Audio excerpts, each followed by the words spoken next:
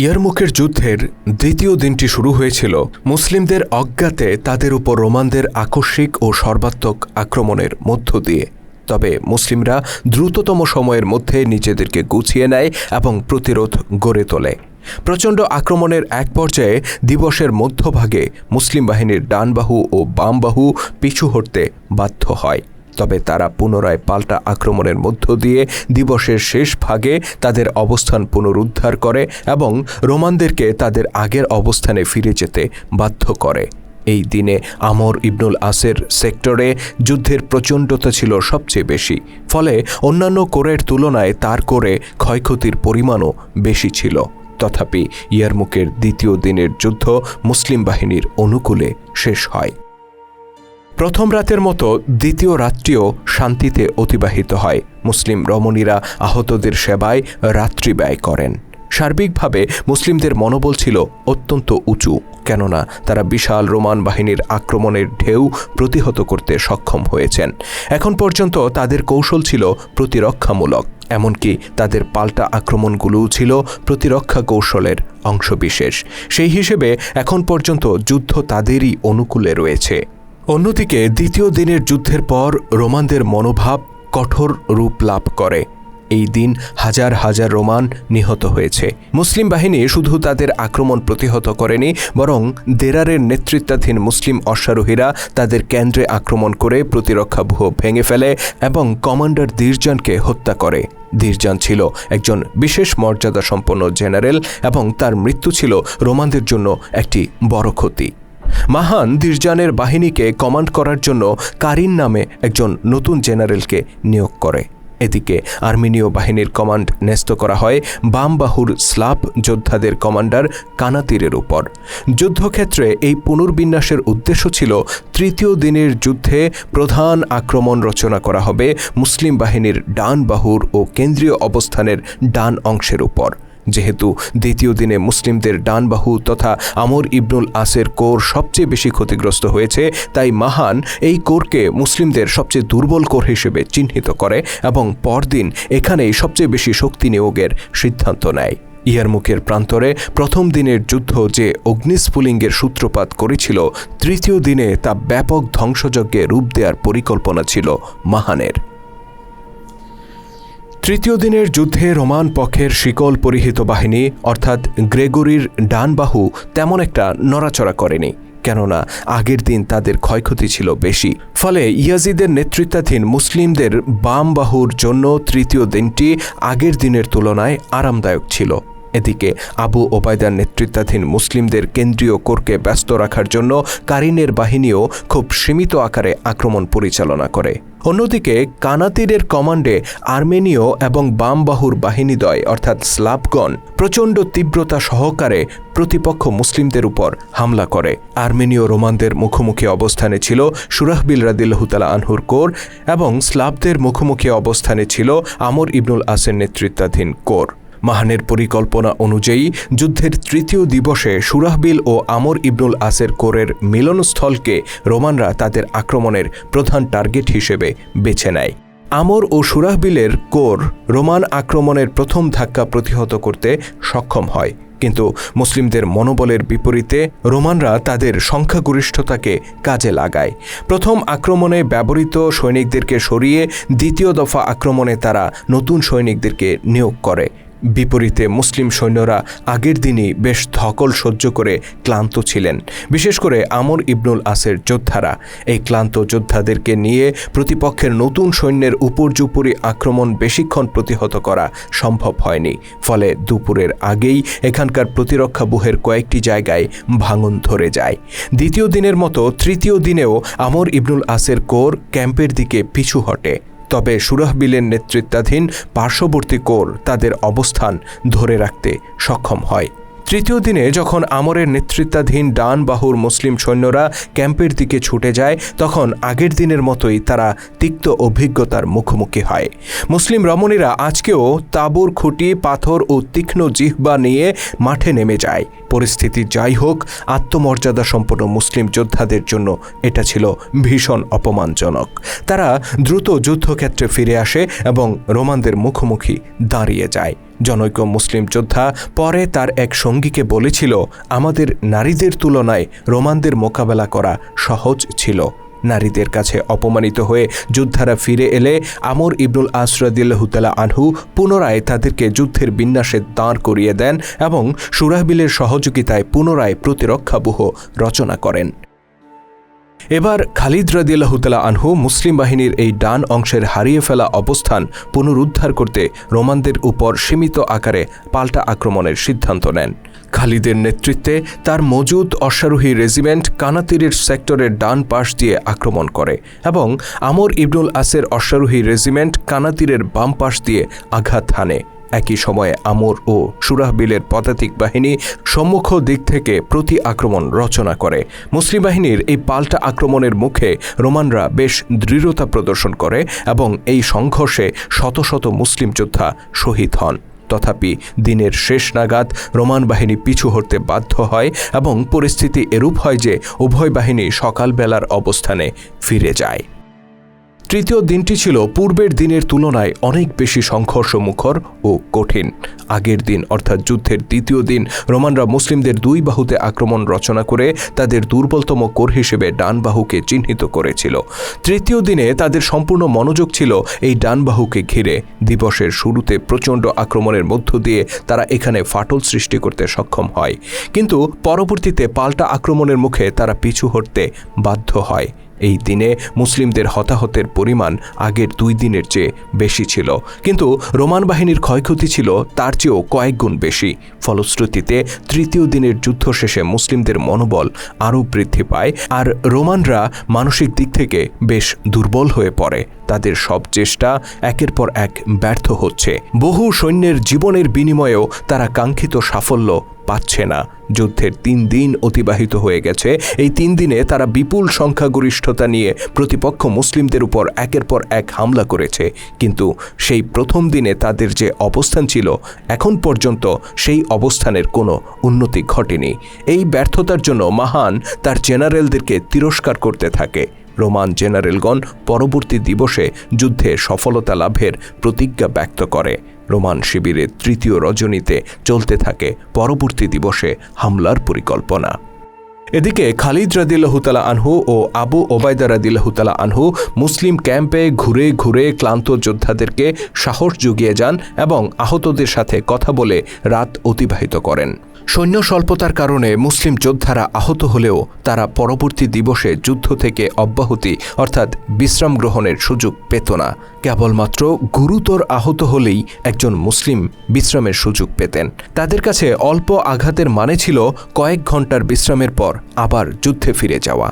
বিগত 3 দিনে মুসলিম বাহিনীর অধিকাংশ যোদ্ধার শরীরেই কম বেশি আঘাত লেগেছে, তাই তাদের মনোবল ধরে রাখার জন্য কমান্ডাররা তাদের তাঁবুতে ঘুরে বেড়ান এবং সাহস যোগান। খালিদ রাদিয়াল্লাহু তাআলা আনহু জানতেন যুদ্ধের পরিস্থিতি চরম পর্যায়ে পৌঁছে গেছে এবং আগামী দিনের ফলাফলের উপর নির্ভর করছে ভবিষ্যতের সফলতা কিংবা ব্যর্থতা। এ যাবৎ হাজার হাজার রোমানকে হত্যা করা হয়েছে। চতুর্থ দিনেও যদি তাদের আক্রমণ সফলভাবে প্রতিহত করা যায় তাহলে পরবর্তী দিবসে তারা আর আক্রমণের শক্তি ও সাহস হারিয়ে ফেলবে। তখন তাদের উপর পাল্টা আক্রমণ রচনা করা হবে। তাই চতুর্থ দিনে রোমানদের আক্রমণ প্রতিহত করাই ছিল খালিদের কাছে সবচেয়ে গুরুত্বপূর্ণ। তবে বিষয়টি মুসলিমদের জন্য সহজ হবে না। তাদের যুদ্ধক্ষম সৈন্য সংখ্যা আগের তুলনায় এখন অনেক কমে গেছে। অনেকেই এতটা আহত যে চতুর্থ দিনের যুদ্ধে অংশ নেয়ার মতো সক্ষমতা তাদের ছিল না। সবচেয়ে বেশি ক্ষতিগ্রস্ত হয়েছেন তীরন্দাজরা। তাদের মধ্যে মাত্র 2000 যোদ্ধা এখন শারীরিক দিক থেকে যুদ্ধ করার জন্য উপযুক্ত। খালিদ রাদিয়াল্লাহু তাআলা আনহু এই 2000 তীরন্দাজকে 4টি কোরের মধ্যে সমান ভাগে ভাগ করে দেন। অবশ্য এই স্বল্প সৈন্য সংখ্যা মুসলিম বাহিনীর মনোবলে এতটুকু চির ধরাতে পারেনি। খালিদ রাদিয়াল্লাহু তাআলা আনহু সবচেয়ে বেশি চিন্তিত ছিলেন ডান বাহুকে নিয়ে। অবশ্য একথা ভেবে তিনি আশ্বস্ত হন যে মুসলিম বাহিনীর ডান বাহুর কমান্ডার আমর ইবনুল আস রাদিয়াল্লাহু তাআলা আনহু জেনারেল হিসেবে খুবই দক্ষ। একজন জেনারেল হিসেবে খালিদ রাদিয়াল্লাহু তাআলা আনহু ছাড়া আর কারো সাথে তার তুলনা চলে না। এই যাবৎ আমর রাদিয়াল্লাহু তাআলা আনহুর উপরেই সবচেয়ে বেশি আঘাত এসেছে এবং সামনে আরও আসবে। কিন্তু আমর পরিচিত ছিলেন আরবদের মধ্যে সবচেয়ে চতুর ব্যক্তি হিসেবে। তার সামরিক দক্ষতা ও অভিজ্ঞতাও যে কোনো রোমান জেনারেলের চেয়ে বেশি ছিল। এদিকে চতুর্থ দিনটিকে রোমানরা একটি চ্যালেঞ্জ হিসেবে গ্রহণ করে। তারা ধরে নেয় আজকের যুদ্ধই হবে সিদ্ধান্ত দানকারী যুদ্ধ। তাই তারা রোমান বাহিনীকে পর্যুদস্ত করার লক্ষ্যে সর্বশক্তি নিয়োগের উদ্যোগ গ্রহণ করে। তারা মনে করে আজকের আক্রমণ ব্যর্থ হলে ভবিষ্যতে আর কোনো উদ্যোগ সফল হওয়ার সম্ভাবনা নেই। তাদের কাছে পরিস্থিতি ছিল এমন যে হয় আজকে আর নয়তো কখনোই নয়। চতুর্থ দিনে প্রতিপক্ষের উপর আক্রমণের ব্যাপারে রোমানরা পরিকল্পনায় বেশ পরিবর্তন আনে। মাহানের পরিকল্পনা ছিল শুরুতে মুসলিম বাহিনীর ডান অংশের উপর অর্থাৎ আমর ইবনুল আসের কোরে আক্রমণের মধ্য দিয়ে যুদ্ধ শুরু করবে এবং আগের 2 দিবসের মতোই তাদেরকে পিছু ঠেলে দেবে। এই অবস্থায় খালিদের নেতৃত্বে কেন্দ্রীয় মজুত অংশ তাদের সহায়তায় নিয়োজিত হলে মাহান তার বাহিনীর বাকি শক্তি নিয়ে মুসলিমদের বাম অংশে প্রচণ্ড আঘাত হানবে। ডান পাশে আঘাত সামলে খালিদ রাদিয়াল্লাহু তাআলা আনহু বাম পাশে আসার আগেই রোমানরা এই অংশকে তছনছ করে দেবে। এটাই ছিল মাহানের উদ্দেশ্য। পরদিন পরিকল্পনার অংশ হিসেবে কানাতিরের 2 বাহিনীকে মাঠে নামানো হয়। সুরাহবিলের বিপরীতে ছিল আর্মেনীয়রা আর আমরের বিপরীতে ছিল স্লাভ যোদ্ধারা। কানাতিরের নেতৃত্বে উভয় বাহিনী প্রতিপক্ষের উপর স্প্রিংয়ের মতো লাফিয়ে পড়ে। প্রথম ধাক্কায় আমর রাদিয়াল্লাহু তাআলা আনহুর কোর কিছুটা পিছু হটতে বাধ্য হয়। তবে আজকে মুসলিম সৈনিকরা আগের 2 দিনের মতো রমণীদের হাতে পিটুনি খেতে রাজি ছিল না। তাই তারা খুব বেশি পিছু না হটে প্রথম ধাক্কা সামলে রুখে দাঁড়ায়। শুরু হয় প্রচণ্ড সংঘর্ষ। রোমানরা যে কোনো মূল্যে এখানে মুসলিমদের প্রতিরক্ষাব্যূহ ভেঙে দিতে বদ্ধপরিকর ছিল। অন্যদিকে মুসলিমরাও তাদের অবস্থান ধরে রাখতে প্রতিজ্ঞাবদ্ধ ছিল। ফলে উভয় পক্ষে শুরু হয় মারাত্মক ক্ষয়ক্ষতি। তবে এই ক্ষয়ক্ষতির পরিমাণ অবশ্যই মুসলিমদের তুলনায় রোমানদের পক্ষে বেশি ছিল। আমরের কোরে স্লাভরা খুব বেশি সফল না হলেও সুরাহবিলের সেক্টরে আর্মেনীয়রা বেশ সফলতা লাভ করে। তারা মুসলিম বাহিনীকে পেছনে ঠেলে তাদের ক্যাম্প পর্যন্ত নিয়ে যায়। রোমানদের এই সফলতার পেছনে জাবালার আরব খ্রিস্টানদের ভূমিকা ছিল সবচেয়ে বেশি। সুরাহবিল রাদিয়াল্লাহু তাআলা আনহুর নেতৃত্বাধীন কোর বেশ পিছিয়ে গিয়ে রোমান অগ্রযাত্রাকে প্রতিহত করতে সক্ষম হয়। তবে সৈন্য সংখ্যার স্বল্পতার কারণে পাল্টা আক্রমণের মধ্য দিয়ে রোমানদেরকে পেছনে ঠেলে নিজেদের অবস্থান পুনরুদ্ধার করা তাদের পক্ষে অসম্ভব হয়ে পড়ে। কিছুক্ষণ পর এটাও পরিষ্কার হয়ে যায় যে সুরাহবিলের কোর আর খুব বেশি সময় রোমানদের আক্রমণ প্রতিহত করতে পারবে না। এই অবস্থায় সেই সেক্টরে মজুদ শক্তি নিয়ে খালিদ রাদিয়াল্লাহু তাআলা আনহুর হস্তক্ষেপ অপরিহার্য হয়ে পড়ে।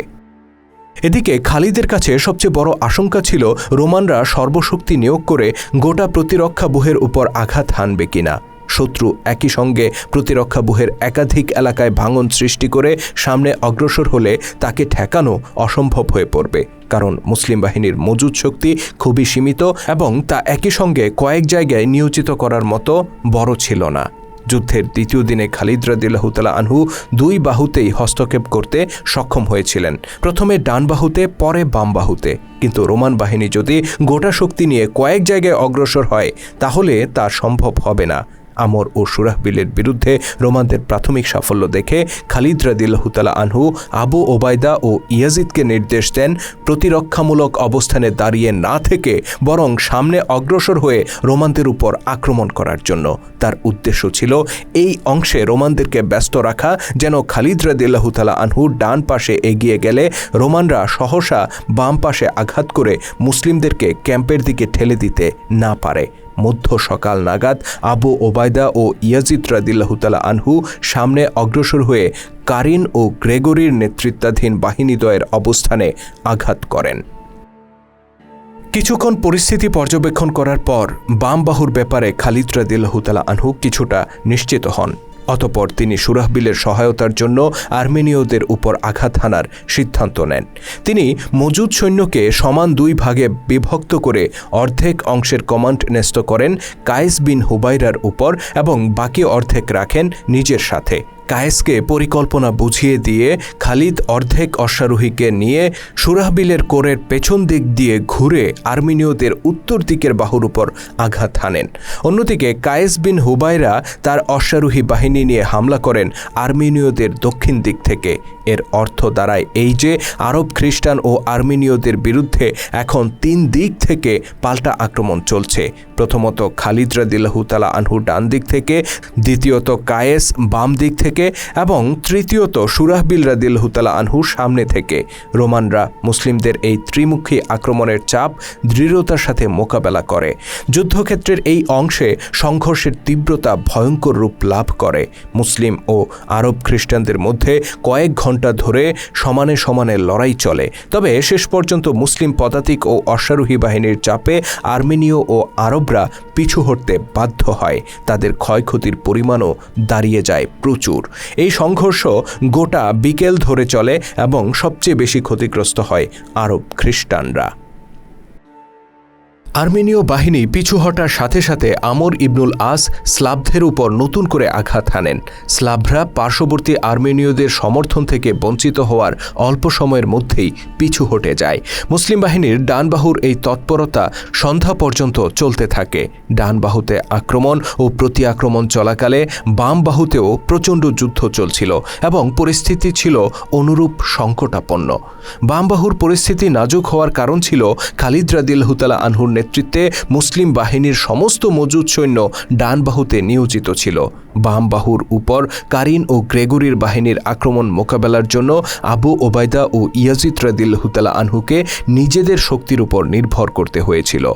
খালিদ রাদিয়াল্লাহু তাআলা আনহুর নির্দেশে বাম বাহুতে মোতায়েন আবু ওবায়দা ও ইয়াজিদের কোর দুটি প্রতিপক্ষকে আক্রমণ করে এবং একই সময়ে খালিদ রাদিয়াল্লাহু তাআলা আনহু গতিময় রক্ষীদল নিয়ে আর্মেনীয়দের উপর আঘাত হানেন। প্রথম দিকে মুসলিম কোর দুটি কিছুটা সফলতা লাভ করে এবং রোমানদেরকে পিছু ঠেলে দিতে সক্ষম হয়, কিন্তু অল্প সময়ের মধ্যেই মুসলিমরা প্রতিপক্ষের তীরন্দাজদের দ্বারা বাধাপ্রাপ্ত হয়। হাজার হাজার রোমান তীরন্দাজ একসাথে তীর ছুঁড়তে শুরু করে। তীরের গতি ছিল অত্যন্ত তীব্র এবং ঘনত্ব ছিল এত বেশি যে কিছু ঐতিহাসিকের বর্ণনা অনুযায়ী রোমানদের নিক্ষিপ্ত তীর শিলাঝড়ের মতো পড়তে থাকলে সূর্য আড়াল হয়ে যায়। তীরের আঘাতে অনেক মুসলিম যোদ্ধা আহত হয় এবং এদের অনেকের আঘাত ছিল গুরুতর। 700 যোদ্ধা তাদের একটি করে চোখ হারায়। আবু ওবায়দা ও ইয়াজিদের সেক্টর থেকে বিলাপ ভেসে আসে, আমার চোখ গেল, আমি আর দেখতে পাচ্ছি না। বিশ্বাস করা হয় যে এই সংঘর্ষে আবু সুফিয়ানও একটি চোখ হারিয়েছিলেন। এই দুর্যোগের কারণে চতুর্থ দিনের যুদ্ধকে চোখ হারানোর দিবস হিসেবে আখ্যায়িত করা হয়। এই দিনটি ছিল মুসলিম যোদ্ধাদের জন্য ইয়ারমুকের প্রান্তরে সবচেয়ে খারাপ দিন। এই অবস্থায় মুসলিম বাহিনীর বাম বাহু পিছনে সরে যায়। সংখ্যার স্বল্পতার কারণে তাদের নিজেদের তীর খুব একটা কার্যকর ভূমিকা পালন করতে পারেনি। ফলে রোমান তীরের আঘাত থেকে আত্মরক্ষার জন্য দ্রুত পিছু হটা ছাড়া তাদের আর কোনো উপায় ছিল না এবং আবু ওবায়দা ও ইয়াজিদ সঙ্গে সঙ্গে এটাই করেছিলেন। উভয় পক্ষ সংঘর্ষ থেকে বিচ্ছিন্ন হয় এবং বেশ কিছু সময় স্বীয় অবস্থানে দাঁড়িয়ে থাকে। মুসলিমরা আর সামনে অগ্রসর না হয়ে বুদ্ধিমানের কাজ করে। তীরের আঘাতে চোখ হারিয়ে মুসলিমরা কিছুটা আতঙ্কিতও ছিল। এদিকে মাহান ও তার বাহিনীর 2 কমান্ডার গ্রেগরি ও কারিন লক্ষ্য করে যে বাম দিকে মুসলিম বাহিনী বেশ ক্ষয়ক্ষতির শিকার হয়েছে। তারা এই পরিস্থিতিকে কাজে লাগাতে চায়। মুসলিমরা ধাক্কা সামলে ওঠার আগেই রোমান বাহিনীদ্বয় আক্রমণের লক্ষ্যে সামনে অগ্রসর হয় এবং আবারও সংঘর্ষ শুরু হয়। প্রতিপক্ষের আক্রমণের চাপে মুসলিমরা তাদের পূর্বের অবস্থানে চলে আসতে বাধ্য হয়। রোমানরা জানে আজকের যুদ্ধই হবে সিদ্ধান্ত দানকারী যুদ্ধ, তাই তারা মুসলিমদেরকে তাদের আগের অবস্থানে ফিরে যেতে বাধ্য করেই ক্ষান্ত হয় না, বরং তারা অধিকতর তীব্রতা নিয়ে মুসলিমদের অবস্থানের উপর আক্রমণ করে। তাদের প্রচণ্ড আক্রমণের মুখে আবু ওবায়দা ও ইয়াজিদের কোর নিজেদের অবস্থান ছেড়ে দিয়ে পিছু হটতে বাধ্য হয়। নিজের অবস্থানে অটল থেকে যায় কেবল একটি রেজিমেন্ট, যার নেতৃত্বে ছিলেন ইকরামা রাদিয়াল্লাহু তাআলা আনহু। তিনি আবু ওবায়দার সেক্টরে একটি রেজিমেন্টকে নেতৃত্ব দিচ্ছিলেন। যুদ্ধের চতুর্থ দিনে মুসলিম বাহিনীতে বিশেষ করে এই বাম অংশে যে বিপর্যয় নেমে আসে, সেই বিপর্যয় মোকাবেলায় সবচেয়ে সাহসী ভূমিকা পালন করেছিলেন ইকরামা রাদিয়াল্লাহু তাআলা আনহু ও তার সহযোদ্ধারা। বলা চলে, ইকরামা সাহস নিয়ে না দাঁড়ালে এই যুদ্ধের ফলাফল ভিন্ন হতে পারত। অবশ্য এভাবে যুদ্ধের ফলাফল ঘুরিয়ে দিতে গিয়ে ইকরামা ও তার রেজিমেন্টের অধিকাংশ যোদ্ধাকে নিজেদের জীবন বিসর্জন দিতে হয়েছিল। ইকরামা রাদিয়াল্লাহু তাআলা আনহু ছিলেন ইসলামের সবচেয়ে ঘৃণিত শত্রু আবু জাহেলের পুত্র। তিনি নিজের পিতার পদাঙ্ক অনুসরণ করে শুরু থেকেই ইসলামের বিরোধিতা করেছিলেন এবং তার এই বিরোধিতা দীর্ঘকাল অব্যাহত ছিল। মদিনার মুসলিম ও মক্কার মুশরিকদের বিরোধিতার এক পর্যায়ে তার ঘনিষ্ঠ বন্ধু খালিদ বিন ওয়ালিদ ও আমর ইবনুল আস সহ আরও অনেকেই ইসলাম গ্রহণ করে নিয়েছিলেন। কিন্তু ইকরামা তার পূর্বপুরুষের ধর্মে অটল থেকে যায় এবং মদিনার বিরুদ্ধে একের পর এক ষড়যন্ত্রে অংশ নেয়। শুধু তাই নয়, তিনি মুশরিক থাকা অবস্থায় এমন কিছু অন্যায় করেছিলেন যে কারণে রাসূল সাল্লাল্লাহু আলাইহি সাল্লাম তাকে যুদ্ধাপরাধী হিসেবে ঘোষণা দিয়েছিলেন। মক্কা বিজয়ের দিন যখন আবু সুফিয়ান সহ মক্কার প্রায় প্রতিটি মানুষ নিঃশর্ত আত্মসমর্পণ করেছিল, সেই দিনও ইকরামা তার ঘনিষ্ঠ কয়েকজনকে নিয়ে মুসলিমদের মক্কা বিজয়ের পথে সশস্ত্র প্রতিরোধ গড়ে তুলেছিল। অবশ্য মক্কা বিজয়ের পর আল্লাহ নবী ইকরামাকে ক্ষমা করে দেন। আবু জাহেল পুত্র ইকরামা এই সংবাদ পাওয়ার পর রাসূল সাল্লাল্লাহু আলাইহি সাল্লামের কাছে গিয়ে নিজের অতীত কৃতকর্মের জন্য অনুতপ্ত হন এবং বাকি জীবন ইসলামের জন্য যুদ্ধ করার প্রত্যয় ব্যক্ত করেন। এই ঘটনার অল্পকাল পরেই আল্লাহ নবী ইহলোক ত্যাগ করেন। ফলে আল্লাহ নবীর জীবদ্দশায় ইকরামা রাদিয়াল্লাহু তাআলা আনহু ইসলামের জন্য নিজের শৌর্যবীর্যের খুব বেশি প্রদর্শন করতে পারেননি। এ ব্যাপারে তার মনের মধ্যে বড় ধরনের আফসোস ছিল। তার সবচেয়ে কাছের বন্ধু খালিদ যেখানে রাসূল সাল্লাল্লাহু আলাইহি সাল্লামের কাছ থেকে আল্লাহর তরবারি খেতাব পেয়েছে, সেখানে ইকরামা কিছুই করতে পারেনি। খলিফা আবু বকরের সময়কালে এবং পরবর্তীতে খলিফা ওমর রাদিয়াল্লাহু তাআলা আনহুর সময়েও বন্ধু খালিদ ও আমর ইবনুল আস যুদ্ধের ময়দানে জেনারেল হিসেবে দায়িত্ব পালন করেছেন এবং নিজেদের যোগ্যতার স্বাক্ষর রেখেছেন। কিন্তু প্রচণ্ড যুদ্ধবাজ ইকরামা আজ অবধি ইসলামের জন্য এমন কিছু করতে পারেননি যা তাকে ইতিহাসে অমর করবে এবং আল্লাহ ও তার রসুলের কাছে আরও প্রিয় পাত্র করে তুলবে।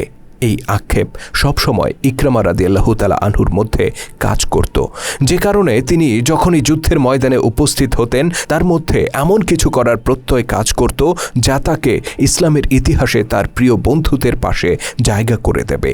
ইয়ারমুকের ময়দানে আজকের এই বিপর্যয়ের দিনটিকে তার কাছে সেই মহান লক্ষ্য অর্জনের পথে সেরা সুযোগ হিসেবে মনে হয়। তিনি এই যুদ্ধে এমন কিছু করার প্রতিজ্ঞা ব্যক্ত করেন যা তাকে আল্লাহ ও তার রসুলের সবচেয়ে ভালোবাসার মানুষদের কাতারে সামিল করবে। আর সেই প্রতিজ্ঞাটি ছিল এই যে নিজের জীবনের বিনিময়ে হলেও রোমানদের এই অগ্রযাত্রাকে থামিয়ে দেয়া। ইসলামের গৌরবময় ইতিহাস নিয়ে নির্মিত ভিডিও চিত্র আমরা ধারাবাহিকভাবে তুলে ধরছি আমাদের চ্যানেলে। আপনি যদি নতুন হয়ে থাকেন তাহলে চ্যানেলটিতে সাবস্ক্রাইব করার অনুরোধ রইল। আর আজকের ভিডিওটি কেমন ছিল কমেন্ট করে জানাতে ভুলবেন না। যদি ভালো লেগে থাকে তাহলে অবশ্যই লাইক ও শেয়ার করে ছড়িয়ে দেওয়ার অনুরোধ রইল। আল্লাহ হাফেজ।